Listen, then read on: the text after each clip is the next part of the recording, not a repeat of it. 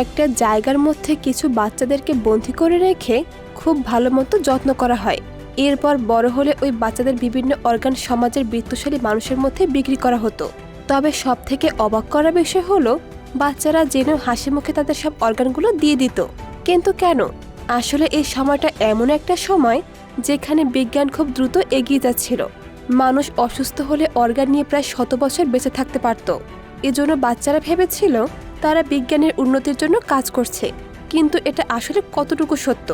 বিজ্ঞানকে কোনো প্রশ্ন করা ছাড়াই কি এটা গ্রহণ করা উচিত? এমনই একটি কাহিনী নিয়ে আজকের movie never let me go. গল্পের শুরুটা হয় 1978 সালে হেলসাম নামের একটা বোর্ডিং স্কুলকে দেখিয়ে। এই স্কুলের চমৎকার কিছু অদ্ভুত নিয়মকানুন ছিল।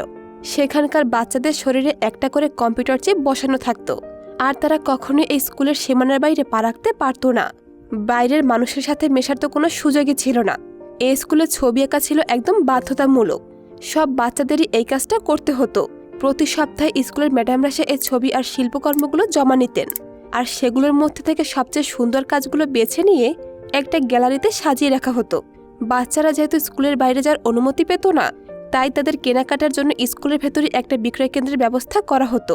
আর সেখানে কেনাকাটা করতে হলে সারা মাস ধরে ভালো ভালো কাজ করে স্কুল থেকে টোকেন বা কয়েন জমিয়ে নিতে হতো। এই স্কুলে আমাদের গল্পের প্রধান 3 চরিত্র বড় হচ্ছিল, যাদের নাম ক্যাথি, টমি আর রুথ। ক্যাথি আর রুথ ছিল একে অপরের সবচেয়ে কাছের বন্ধু। তারা সবসময় একসাথেই থাকতো। একদিন তারা দেখতে পায় যে স্কুলের প্রধান শিক্ষিকা মিস এমিলির সাথে নতুন একজন মহিলা এসেছেন। ক্যাথি সবাইকে বলেন যে উনি হলেন মিস লুসি, আমাদের স্কুলের নতুন অভিভাবক। একদিন মাঠে সব বাচ্চারা যখন খেলাধুলা করছিল, ঠিক তখনই খেলার বলটা স্কুলের সীমানার বাইরে চলে যায়। কিন্তু টমি বলটা ফিরিয়ে আনার জন্য বাইরে যাওয়ার সাহস পায় না, বরং ভয় সেখান থেকে দৌড়ে পালিয়ে আসে। এই কাণ্ড দেখে মিস লুসি বেশ অবাক হয়ে যান। তিনি বাকি মেয়েদের ডেকে জিজ্ঞেস করেন যে টমি বলটা আনতে গেল না কেন। মেয়েরা তখন বুঝিয়ে বলে যে আমরা এই সীমানার বাইরে পা রাখি না, কারণ এটা ভীষণ বিপজ্জনক জায়গা। মিস লুসি প্রথমে ব্যাপারটা ঠিক বুঝতে পারেন না। তখন রুথ একটা গল্প শোনায় যে আগে একটা ছেলে নাকি এই সীমানা পেরিয়ে বাইরে গিয়েছিল। তাকে 2 দিন পর যখন খুঁজে পাওয়া যায়, তখন দেখা যায় একটা গাছের সাথে সে বাঁধা অবস্থায় পড়ে আছে, আর তার হাত পা কেটে আলাদা করে ফেলা হয়েছে। রুথ আরও একটা ঘটনার কথা বলে যে একটা মেয়ে এই দেয়াল টপকে বাইরে পালিয়ে গিয়েছিল, কিন্তু সে যখন আবার ফিরে আসে তাকে আর ভেতরে ঢুকতে দেওয়া হয়নি। মেয়েটি টানা 2 দিন এই গেটের বাইরেই বসেছিল। শেষমেশ খিদে আর তৃষ্ণায় ছটফট করতে করতে গেটের বাইরে এসে মারা যায়, তাও তাকে ভেতরে নেওয়া হয়নি। এসব দেখে মিস লুসি অবাক হয়ে জিজ্ঞেস করেন, তোমাদেরকে এসব আজব গল্প কে বলেছে? তারা উত্তরে বলে স্কুলের সবাই এই কথা খুব ভালো করে জানে। মিস লুসি অবাক হয়ে জিজ্ঞেস করেন, তোমরা কি করে নিশ্চিত হলে এগুলো সত্যি? মেয়েরা তখন বলে এগুলো তো অবশ্যই সত্যি, এত ভয়ঙ্কর একটা গল্প এমনি এমনি কে বানাতে যাবে? এরপর ছবি আঁকার ক্লাসে টমি যখন ছবি আঁকছিল, তখন চারপাশের বাকি মেয়েরা তাকে খুব উত্ত্যক্ত করে, কারণ টমি মোটেও ভালো ছবি আঁকতে পারত না। ক্লাস শেষ হওয়ার পর সবাই যখন মাঠে খেলছিল, ক্যাথি খেয়াল করে টমি তার স্কুলের পোশাকের উপর একটা পোলো টি শার্ট পরে আছে। আসলে ক্যাথি মনে মনে টমিকে খুব পছন্দ করত, তাই সে এটাও খুব ভালো করে জানত যে এই শার্টটা টমির কতটা প্রিয়। টমিকে স্কুলের বাকিরা একদমই সহ্য করতে পারত না, আর টমি যখন খুব রেগে যেত বা মন খারাপ করত, তখন সে চিৎকার করে চিল্লাচিল্লি করত। ক্যাথি একদিন তাকে শান্ত করতে এগিয়ে আসে, কিন্তু টমি খেয়াল না করে রাগের মাথায় তাকে একটা চড় মেরে বসে। মিস লুসি তখন টমিকে ডেকে নিয়ে কিছু একটা বলেন। এই ব্যাপারে জানার জন্য ক্যাথি পরে মিস লুসির কাছে চলে যায়। মিস লুসি তাকে বলেন, আমি আসলে ছেলেটাকে একটু শান্ত করার চেষ্টা করেছিলাম। টমি তো খেলাধুলা বা ছবি আঁকাতে একদমই ভালো নয়, তাই আমি তাকে এটা বুঝিয়েছি যে এগুলো আসলে মোটো একদম দরকারি বা জরুরি বিষয় নয়। এর পরের দিন ডাইনিং রুমে খাওয়ার সময় টমি অন্য সব মেয়েদের টেবিল বাদ দিয়ে টমির কাছে গিয়ে বসে পড়ে। টমি বলে, তুমি মেয়েদের সাথে না বসে এখানে কেন? ক্যাথি বলে, না, আমি তোমার সাথেই বসবো। টমি তখন নরম হয়ে বলে, ক্যাথি, আমি আসলে খুবই দুঃখিত। তখন আসলে আমি খেয়াল করিনি যে পেছনে তুমি আছো। আমি তোমাকে ইচ্ছে করে মারতে চাইনি। ক্যাথি হাসি মুখে বলে, আর এটা তো দুর্ঘটনা ছিল, আমি কিছুই মনে করিনি। এভাবেই টমি আর ক্যাথির মধ্যে একটা সুন্দর বন্ধুত্বের সম্পর্ক গড়ে ওঠে। ক্যাথি টমিকে বলে, মিস লুসি কিন্তু একদমই ঠিক কথা বলেননি। ছবি আঁকা অবশ্যই দরকার আছে, কারণ এটা মানুষের সৃজনশীলতাকে ফুটিয়ে তোলে। তারা এখন মনে মনে একে অপরকে বেশ পছন্দ করতে শুরু করেছে। রাতের বেলা রুথ ক্যাথিকে বলে, টমি কিন্তু আগের চেয়ে অনেকটাই বদলে গেছে। ক্যাথি অবাক হয়ে জিজ্ঞেস করে, কিভাবে বদলেছে? রুথ বলে এখন আর আগের মতো ও মনমরা হয়ে বসে থাকে না, হুটহাট রাগও দেখায় না। এর কিছুদিন পর যখন স্কুলের সে বিক্রয় কেন্দ্রটি খোলে, তখন সবাই মনের আনন্দে অনেক জিনিসপত্র কিনতে শুরু করে। কিন্তু ক্যাথির কোনো কিছু তেমন একটা পছন্দ হয় না, তাই সে মন খারাপ করে বাইরে সে চুপচাপ দাঁড়িয়ে থাকে। তখন টমি তার কাছে এসে বলে, আমি তোমার জন্য একটা সুন্দর উপহার কিনে এনেছি। এই বলে টমি তাকে একটা গানের ক্যাসেট উপহার দেয়। ক্যাথি এই উপহার পেয়ে খুশিতে নিজের ঘরে চলে যায়। দরজা বন্ধ করে সে ক্যাসেটটা প্লেয়ারে চালিয়ে গান শুনতে শুরু করে। এটা ছিল খুব সুন্দর একটা ভালোবাসার গান। গানটা শুনতে শুনতে ক্যাথি যেন এক অন্য রূপকথার দুনিয়ায় হারিয়ে যায়। গানটা যখন শেষ হয়, তখন সে হঠাৎ টের পায় রুথ এতক্ষণ তার পেছনে দাঁড়িয়ে দাঁড়িয়ে এই সব কিছুই দেখছিল। আসলে রুথ কখনোই এটা পছন্দ করতো না যে ক্যাথির মনে টমের জন্য ভালোবাসা বা অনুভূতি তৈরি হোক। এরপরে এক ক্লাসে মিস লুচি বাচ্চাদের ডেকে বলেন, তোমরা বড় হয়ে অনেকেই অনেক কিছু করার স্বপ্ন দেখেছ। কেউ হয়তো আমেরিকায় ঘুরতে যেতে চাও, কেউ বড় গায়ক হতে চাও, আবার কেউ হয়তো স্কুলের শিক্ষক হওয়ার স্বপ্ন দেখেছ। কিন্তু খুব দুঃখের সাথে জানাচ্ছি যে তোমাদের মধ্যে কেউ বড় হয়ে এসব কিছুই করতে পারবে না। তোমাদেরকে এখানে বড় করা হচ্ছে একটা বিশেষ কারণে। তোমরা যখন পুরোপুরি বড় হয়ে উঠবে, তখন তোমাদের শরীর থেকে একটা একটা করে অঙ্গ প্রত্যঙ্গ কেটে নিয়ে নেওয়া হবে। আর এভাবে যখন তৃতীয়বার অঙ্গ নেওয়া হবে, তখনই তোমাদের জীবন শেষ হয়ে যাবে। এই কঠিন সত্যটা শুনতে পেরে সব বাচ্চারা একদম থমকে যায়। আর ঠিক এই জায়গাতেই আমরা বুঝতে পারি যে হেলসামের এই বাচ্চারা আসলে কেন এত আলাদা, আর কেন তাদেরকে এত কঠোর নিয়মের খাঁচায় বন্দী করে রাখা হতো। আসলে তারা হলো বিজ্ঞানাগারে তৈরি করা এক একটা ক্লোন মানব। তারা যখন বড় হবে, তখন তাদের শরীর থেকে একটা একটা করে কিডনি, লিভার, হার্ট আর চোখ এর সবকিছুই নিয়ে নেওয়া হবে এবং এই অঙ্গগুলো আসল অসুস্থ রোগীদের শরীরে জোড়া দেওয়া হবে। আর বাচ্চাদের কাছে এই নির্মম সতীরা মার্কিং নিয়মের বাইরে গিয়ে ফাঁস করে দেওয়ার অপরাধে মিস লুসিকে চাকরি থেকে বরখাস্ত করে স্কুল থেকে বের করে দেওয়া হয়। এরপর ক্যাথি যখন টমির সাথে দেখা করতে যায়, সে দূর থেকে দেখতে পায় রুথ এখন টমির পাশে ঘনিষ্ঠ হয়ে বসে আছে। এমনকি রুথ টমিকে চুমুও খাচ্ছে। এই দৃশ্য দেখে ক্যাথির মনটা একদম ভেঙে চুরমার হয়ে যায়। সে কিছুতেই ভেবে পায় না যে রুথ কেন তার সাথে এমন একটা কাজ করলো। সে তো কতবার রুথকে নিজের মুখের উপর বলেছে যে সে টমিকে কতটা ভালোবাসে, তা রুথ কিভাবে এমন একটা কাণ্ড করতে পারল। দেখতে দেখতে তাদের বয়স যখন 18 বছর হয়ে যায়, তখন তাদের সবাইকে হেলসাম বোর্ডিং স্কুল থেকে বিদায় নিতে হয়, কারণ এবার তাদের অঙ্গ নেবার ডোনেশনের মূল প্রক্রিয়া শুরু হতে চলেছে। আর এখান থেকে গল্পের মোড় ঘোরে এক নতুন ঠিকানায়, একটা ছোট কটেজে। রুথ, টমি আর ক্যাথিকে একই কটেজে এনে রাখা হয় এবং তাদের সাথে আরও এক নতুন প্রেমিক যুগল এসে যোগ দেয়। রাতের বেলা সবাই মিলে যখন একসাথে টেলিভিশন দেখছিল, তখন সেখানে ক্যাথি একদম সঙ্গীহীন অবস্থায় বসে থাকে। পরদিন সকালে ক্যাথি যখন বাইরে যাওয়ার জন্য তৈরি হচ্ছিল, ঠিক তখনই টমি এসে তাকে জিজ্ঞেস করে, তুমি কোথাও যাচ্ছ নাকি ক্যাথি? ক্যাথি বলে, আমি একটু বাইরে খোলা বাতাসে হাঁটতে যাচ্ছি। টম তখন বলে, আমি যদি তোমার সাথে একটু আসি, তোমার কোনো সমস্যা হবে? এরপর তারা দুজন পাশাপাশি গল্প করতে করতে হাঁটতে থাকে। কিন্তু রুথ দূর থেকে এটা দেখে একদমই সহ্য করতে পারে না। পরে যখন তারা সবাই মিলে খাওয়ার টেবিলে বসে, রুথ সবার সামনে ইচ্ছে করে টমের কাঁধে হাত বুলিয়ে আদর করে। এটা দেখে পরে ক্যাথি একটু আড়ালে গিয়ে রুথকে জিজ্ঞেস করে, তুমি সবার সামনে টমের কাঁধে হাত বুলিয়ে এত আদিক্ষেতা করছিলে কেন? রুথ বলে, টমের কাঁধে হাত দেওয়ার অধিকার আমার অবশ্যই আছে। আসলে এই পুরো কটেজে তুমি একমাত্র সঙ্গীহীন আছো, তাই তোমার মনটা খারাপ লাগছে, তাই না? ক্যাথি এই কথা শুনে অস্বীকার করতে চায়, কিন্তু রুথ যখন জোর করে একই কথা বারবার বলতে থাকে, তখন ক্যাথি একদম চুপ হয়ে যায়। সে আর কোনো উত্তর দিতে পারে না। পরদিন কটেজে একটা লোক আসে সবার জিনিসপত্র পৌঁছে দেওয়ার জন্য।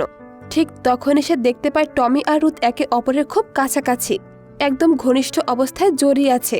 এই দৃশ্য দেখে ক্যাথির মনটা খুব খারাপ হয়ে যায়, আর সে ওখান থেকে সরে আসে। এরপর সে ময়লার মধ্যে একটা নোংরা ম্যাগাজিন দেখতে পায় এবং সেটা হাতে নিয়ে পাতা উল্টে দেখতে থাকে। ঠিক তখনই টমি সেখানে এসে হাজির হয় এবং জিজ্ঞেস করে, তুমি এখানে কি করছো? ক্যাথি বিরক্ত হয়ে বলে, দেখতে পাচ্ছ না, আমি নোংরা ছবি দেখছি। ক্যাথি খুব তাড়াহুড়ো করে ম্যাগাজিনের পাতাগুলো উল্টাচ্ছিল। টম তখন তাকে বলে, নোংরা ছবি এত তাড়াহুড়ো করে দেখে না, প্রতিটা ছবি খুঁটিয়ে খুঁটিয়ে ভালো করে দেখতে হয়। আসলে ক্যাথি ওই ম্যাগাজিনের পাতায় অন্য কিছু একটা খুঁজছিল। টমির এত সব প্রশ্ন শুনে ক্যাথি খুব বিরক্ত হয় এবং ম্যাগাজিনটা টমের হাতে বাড়িয়ে দিয়ে বলে, নাও, এটা গিয়ে রুথকে দিয়ে দাও, হয়তো তার কোনো কাজে লাগতে পারে। এরপর রুথ তাদের কাছে আসে এবং বলে, তোমাদের সাথে এখানে যে নতুন জোড়া থাকে, তারা নাকি শহরের বুকে একটা মহিলাকে দেখেছে। তাদের মনে হয়েছে ওই মহিলা হয়তো রুথের আসল মানুষ বা অরিজিনাল। এখানে অরিজিনাল বলতে বোঝানো হয়েছে সেই আসল মানুষকে যার শরীরের কোষ থেকে ল্যাবরেটরিতে রুথকে তৈরি করা হয়েছে। আসলে এই ক্লোন বাচ্চাদের প্রত্যেককেই বাইরের দুনিয়ার কোনো না কোনো নির্দিষ্ট মানুষের জন্য বানানো হয়েছে। যখন বাইরের সে আসল মানুষের শরীরে কোনো অঙ্গ প্রত্যঙ্গ নষ্ট হয়ে যাবে, তখন এই বাচ্চাদের শরীর থেকে সে অঙ্গ কেটে নিয়ে আসল মানুষদের বাঁচানো হবে। রুথ তখন বেশ উত্তেজিত হয়ে বলে, আমি ওই মহিলাকে নিজের চোখে দেখতে যাব, আর আমি চাই তুমিও আমার সাথে চলো। তারা সবাই মিলে একটা গাড়িতে করে শহরের উদ্দেশ্যে রওনা দেয়। তারা সেখানে একটা রেস্টুরেন্টে বসে খাবার খায়। তখন সে নতুন দুজন বলে ওঠে, আমরা একটা দারুণ কথা শুনেছি। যদি কোনো ছেলে আর মেয়ে একে অপরকে মন থেকে সত্যি সত্যি ভালোবাসে, তবে নাকি তাদেরকে অঙ্গদার প্রক্রিয়া থেকে কিছুটা বাড়তি সময় দেওয়া হয়, যাতে তারা একে অপরের সাথে ভালোবাসার আরও কিছুটা সুন্দর সময় কাটিয়ে নিতে পারে। আর এই বাড়তি সময় পাওয়ার নিয়মটাকে বলা হয় ডিফারেল। তারা আরও বলে যে এর আগেও নাকি অনেকে এভাবে একসাথে থাকার জন্য আবেদন করেছিল এবং তাদেরকে সত্যি সত্যি অনেক বছরের একটা বাড়তি সময় দেওয়া হয়েছিল।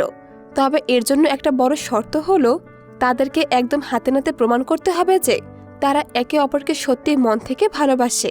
তখন ক্যাথি বলে, হেলসাম স্কুলকে নিয়ে এমন অনেক আজব গল্প ছড়ানো আছে, তবে এগুলোর বেশিরভাগই আসলে একদম মিথ্যে কথা। এরপর তারা সবাই মিলে সেই অফিসে যায় যেখানে রুথের সেই আসল মানুষকে দেখা গিয়েছিল। সেখানে গিয়ে তারা যখন ওই মহিলাকে কাছ থেকে দেখে, রুথ তখন নিরাশ হয়ে বলে, না, ও আমার আসল মানুষ বা অরিজিনাল নয়। টমি তখন অবাক হয়ে বলে, কেন? দূর থেকে দেখতে তো ওনাকে তোমার মতোই লাগছিল। রুথ তখন রেগে গিয়ে বলে, না, ও আমার মতো দেখতে নয়। মূলত নিজের আসল মানুষকে এভাবে চোখের সামনে দেখে রুথ ভেতরে ভেতরে খুবই ঘাবড়ে গেছে। সে নিজেকে সান্ত্বনা দেওয়ার জন্য একাকাই বলতে থাকে, আমাদের আসলে কোনো ভালো মানুষের শরীর থেকে বানানো হয়নি। আমাদের কপাল এতটাও ভালো না। আমাদেরকে নিশ্চয়ই কোনো দাগী আসামি, পতিতা কিংবা কোনো মাতাল মানুষের কোষ থেকে তৈরি করা হয়েছে। রুথকে ভেঙে পড়তে দেখে ক্যাথির খুব খারাপ লাগে। সে একা নদীর পাড়ে গিয়ে মন খারাপ করে বসে থাকে। এরপর টমি তার পাশে এসে বসে পড়ে। ওদিকে রাতের বেলা রুথ একাকাই টমির সাথে খুব ঝগড়াঝাটি করে। পরদিন সকালে ক্যাথি আর টমি কটেজের বাইরে একটু ঘুরতে বের হয়। টমি তখন বলে, আচ্ছা, একটা মুহূর্তের জন্য কি ভেবে দেখেছ, এই বাড়তি সময় পাওয়ার ব্যাপারটা যদি সত্যি হয়? ধরো কোনো ছেলে মেয়ে একে অপরকে ভালোবেসে যদি বাড়তি সময় দেওয়ার নিয়ম সত্যি থেকে থাকে, তাহলে এমন কোনো একটা উপায় তো নিশ্চয়ই থাকবে, যার সাহায্যে শিক্ষিকারা বুঝতে পারবে যে এই ছেলে মেয়ে দুটি সত্যি একে অপরকে ভালোবাসে, নাকি বানিয়ে বানিয়ে মিথ্যা কথা বলছে। আর আমি এখন খুব ভালো করে বুঝে গেছি যে তারা এই সত্যি কিভাবে টের পাবেন। ক্যাথি অবাক হয়ে জিজ্ঞেস করে, কিভাবে? টমি তখন বলে, কেন, ছোটবেলায় আমাদের আঁকা যে ছবিগুলো গ্যালারিতে জমা রাখা হতো, সেগুলোর মাধ্যমে। কারণ ছবি আঁকা বা আর্ট হলো এমন একটা জিনিস যার সাহায্যে মানুষের ভেতরের আসল মন বা আত্মাকে পরিষ্কার দেখা যায়। ক্যাথি তখন টমকে জিজ্ঞেস করে, তাহলে তুমি কি রুথের সাথে এই বাড়তি সময়ের জন্য আবেদন করবে? টমি তখন মন খারাপ করে মাথা নেড়ে বলে, না, এটা আমাদের বেলায় কাজ করবে না। কারণ আমি আর রুথ যে একে অপরকে ভালোবাসি, সেটা আমি কোনোভাবেই প্রমাণ করতে পারবো না। ক্যাথি অবাক হয়ে বলে, কেন? টমি তখন উত্তরে বলে, কারণ সেই গ্যালারিতে তোমার আঁকা এখনো অনেক ভালো ছবি জমা আছে, কিন্তু আমি তো তখন একদমই ভালো ছবি আঁকতে পারতাম না, তাই আমার আঁকা কোনো ছবি তারা কোনোদিন গ্যালারিতে জমা নেয়নি। টমির এই কথা শুনে ক্যাথির মন পুরোপুরি ভেঙে যায়। সে কান্না করতে শুরু করে, কারণ টমি পরোক্ষভাবে এটা বুঝিয়ে দিল যে তার মনের ভেতরের আসল ভালোবাসাটা রুথের জন্য নয়, বরং ক্যাথির জন্যই জমা আছে। ক্যাথি নিজের চোখ মুছতে মুছতে সেখান থেকে চলে আসে। আর সেই রাতের বেলা যখন টমি আর রুথ ঘরের ভেতরে শারীরিক সম্পর্কে লিপ্ত হয়, তখন রুথ ইচ্ছে করে জোরে জোরে অনেক আওয়াজ করে, যাতে বাইরে ক্যাথি সেটা পরিষ্কার শুনতে পায়। রুথের এই গলার আওয়াজ ক্যাথির কানে বিষের মতো লাগছিল। সে আর কিছুতে সহ্য করতে পারছিল না যে তার ভালোবাসার মানুষটি অন্য কাউকে এভাবে স্পর্শ করছে। এই কষ্ট সহ্য করতে না পেরে ক্যাথি টমের দেওয়া সে মিউজিক ক্যাসেটটা প্লে করে গান চালিয়ে শুনতে থাকে। ঠিক তখনই রুথ সেখানে হঠাৎ করে হাজির হয়। সে রুক্ষ সুরে বলে, আমি খুব ভালো করে জানি তুমি মনে মনে কি চাও। তুমি সবসময় এটাই চাও যে কোনোভাবে যেন আমার আর টমের সম্পর্কটা ভেঙে যায়, আর তুমি যেন টমিকে নিজের করে ফিরে পাও। কিন্তু তোমার এই ভাবনাটা একদম ভুল। টমি তোমাকে একজন ভালো বন্ধু হিসেবে অনেক পছন্দ করলেও কখনো তোমাকে সেই নজরে দেখে না, যে নজরে দেখলে কাউকে জীবনসঙ্গী হিসেবে ভালোবাসা যায়। আর হ্যাঁ, তোমার খুঁজে পাওয়া নোংরা ম্যাগাজিনের কথা টমি আমাকে নিজে এসে বলেছে, আর সেটা নিয়ে আমরা অনেক হাসাহাসি করেছি। টমি তো এটা বুঝতেই পারেনি যে তুমি ওই নোংরা ছবির পাতায় আসলে কি খুঁজছিলে। রুথের এই নির্মম কথাগুলো শুনে ক্যাথির অনেক খারাপ লাগে। পরদিন সকালে যখন কটেজ দেখাশোনা করার জন্য একজন কর্মী আসে, তখন ক্যাথি তাকে ডেকে সরাসরি বলে দেয় যে আমিও এবার থেকে একজন সেবিকা হতে চাই। আসলে ক্যাথি আর এক মুহূর্তের জন্য এই কটেজে থাকতে চায় না। সে নিজের চোখের সামনে টমি আর রুথের এই মাখামাখি আচরণ একদমই সহ্য করতে পারছিল না। এখানে কেয়ারারদের কাজ হলো যারা অঙ্গদান করে তাদের ভালো মন্দের খেয়াল রাখা, অপারেশনের সময় হাসপাতালে নিয়ে যাওয়া, আবার সেখান থেকে সুস্থভাবে ফিরিয়ে আনা। ক্যাথি এবার নিজেই একজন কেয়ারার হয়ে কাজে যোগ দেয়। আর ওদিকে টমি আর রুথের মধ্যকার সম্পর্কটা চিরকালের জন্য ভেঙে যায়। ক্যাথি এখন নিজের কাজে এতটাই ব্যস্ত হয়ে পড়েছে যে তার কাছে অন্য কাউকে নিয়ে ভাবার মতো সময় নেই। এভাবেই দীর্ঘ 10 বছর কেটে যায়। একদিন হাসপাতালে একটা ফর্মে সই করার সময় ক্যাথি কম্পিউটারের পর্দায় হঠাৎ রুথের ছবি দেখতে পায় এবং জানতে পারে রুথ ইতিমধ্যেই দুবার তার শরীরে অঙ্গ দান করে ফেলেছে, আর এবার হয়তো তৃতীয়বারের মতো অঙ্গ নেওয়ার পরে সে মারা যাবে। এই খবর পেয়ে ক্যাথি আর এক মুহূর্ত দেরি করে না, সে রুথের সাথে দেখা করতে চলে আসে। সে দেখতে পায় 2 বার অপারেশনের ফলে রুথের শরীরের অবস্থা একদমই ভালো নেই। সে বিছানায় ভীষণ অসুস্থ অবস্থায় পড়ে আছে। ক্যাথি তখন তার পাশে এসে বসে এবং তার সাথে পুরনো অনেক কথাবার্তা বলতে থাকে। আর কথার প্রসঙ্গে সে জানতে পারে যে টমিও ইতিমধ্যে 2 বার তার শরীরে অঙ্গ দান করে ফেলেছে। রুথ তখন খুব দুর্বল গলায় বলে, যদি 4 নম্বরবার অঙ্গ নেয়ার পরও তার মৃত্যু না হয় তবে সেটা তার জন্য সবচেয়ে বড় নরক যন্ত্রণা, কারণ তখন আমার শরীরে আর নড়াচড়া করার কোনো ক্ষমতাই অবশিষ্ট থাকবে না, হয়তো কেবল কোনো রকমের জীবনটা বেঁচে থাকবে। আর এই নিথার অবস্থাতেই ডাক্তাররা আমার শরীর থেকে একটা করে অঙ্গ কেটে ফেলবে। তখন আমাকে শুধু জ্যান্ত লাশে অপেক্ষা করতে হবে যে কখন তারা শেষমেশ আমাকে মেরে ফেলবে। ক্যাথি হাসপাতালের থেকে রুথের খুব যত্ন নিতে শুরু করে। রুথ তখন খুশি হয়ে বলে, তুমি সত্যি খুব ভালো একজন কেয়ারার। আচ্ছা, তুমি কি আমাকে টমিকে নিয়ে একদিন একটু বাইরে ঘুরতে যাবে?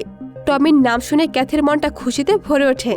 সে হাসপাতাল কর্তৃপক্ষের কাছ থেকে খোঁজ খবর নিয়ে সোজা টমির সাথে দেখা করতে চলে যায়।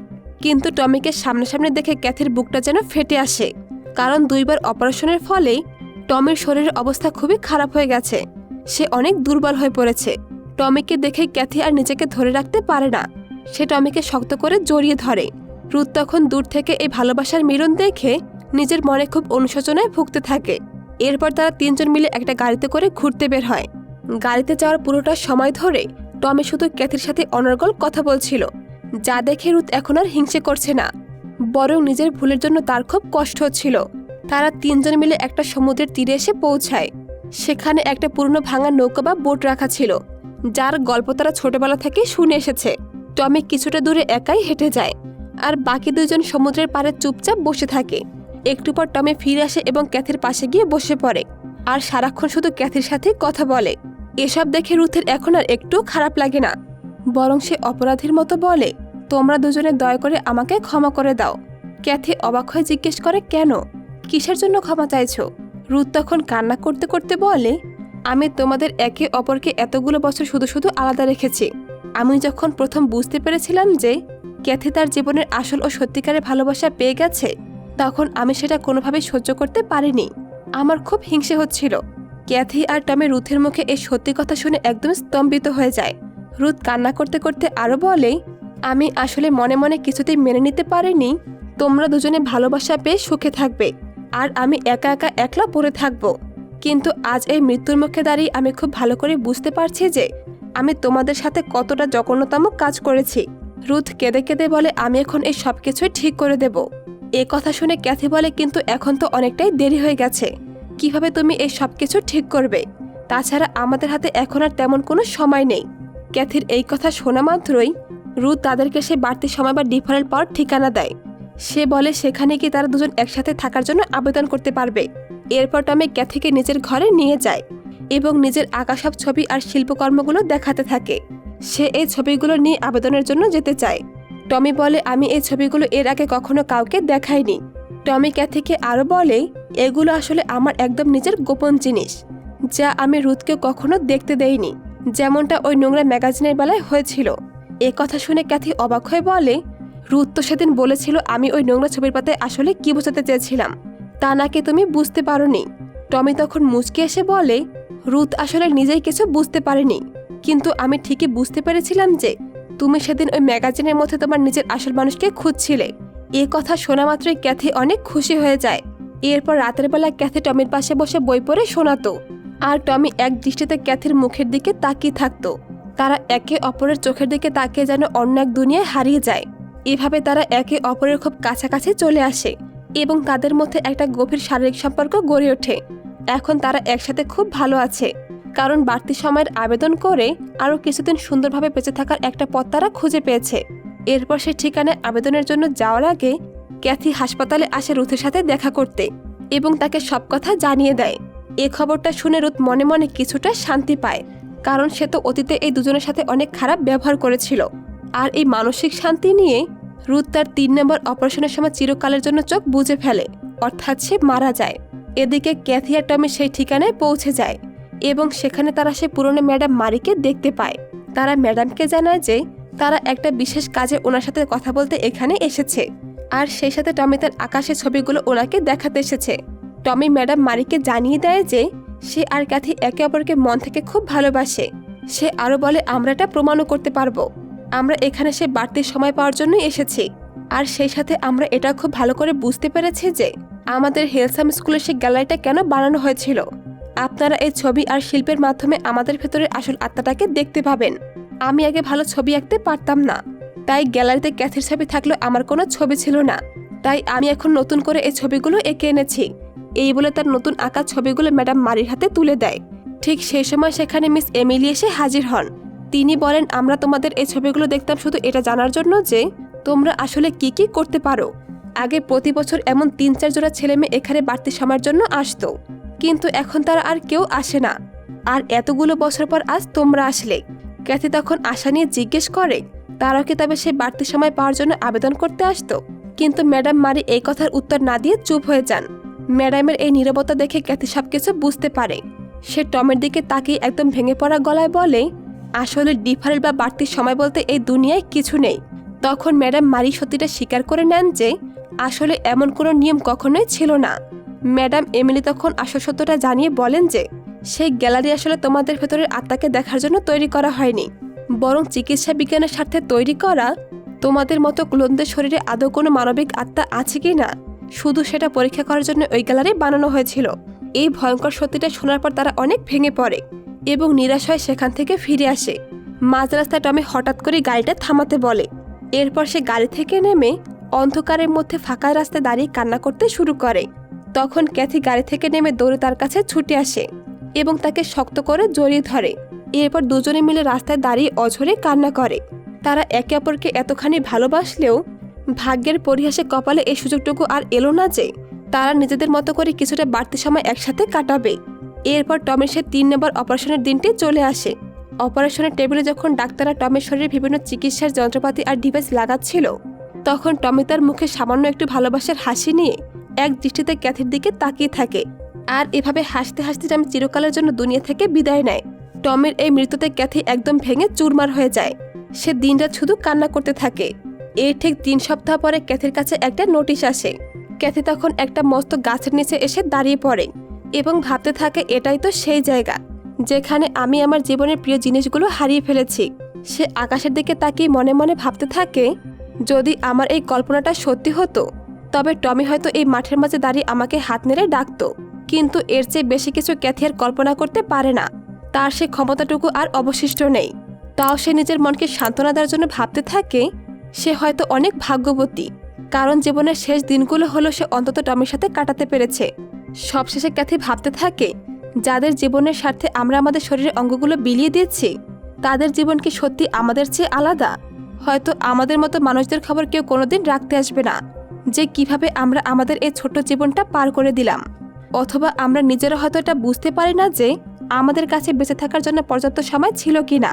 এখানে ক্যাথি আর টমির এক অদ্ভুত নির্মম ভালোবাসার গল্প শেষ হয়ে যায়।